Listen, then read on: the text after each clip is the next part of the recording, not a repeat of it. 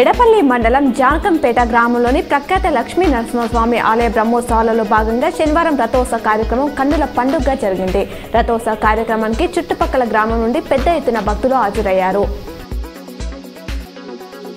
సంతృప్తి ఎక్కడ ఉంటే సంపద అక్కడ ఉంటుందని, మన కర్మఫలం ప్రకారం రాముడు నడిపిస్తున్నాడని ప్రముఖ ప్రవచనకారులు పద్మశ్రీ అవార్డు గ్రహీత గరికపాటి నరసింహారావు అన్నారు. శ్రీరాముని పాదాలకు మీ మనసును అంకితం చేయండి, జీవితం బాగుంటుందని ఉద్బోధ చేశారు.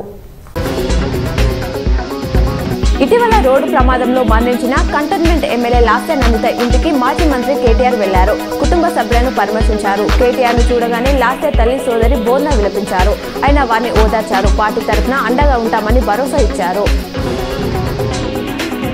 రాష్ట్రంలో 3 రోజుల పాటు వర్షాలు కురిసే అవకాశం ఉందని వాతావరణ శాఖ వెల్లడించిన విషయం తెలిసిందే. కామారెడ్డి జిల్లా బాన్స్వాల్లో ఆదివారం ఉదయం నుంచి ఓ మోస్తారు వర్షం కురుస్తుంది. ఇక 2 రోజుల వరకు వర్షాలు పడే అవకాశం ఉన్నట్లు అధికారులు పేర్కొన్నారు.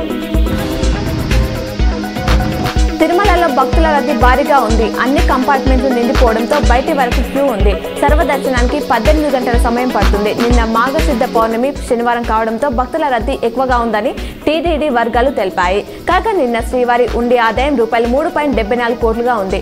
72,175 మంది భక్తులు స్వామివారిని దర్శించుకున్నారు.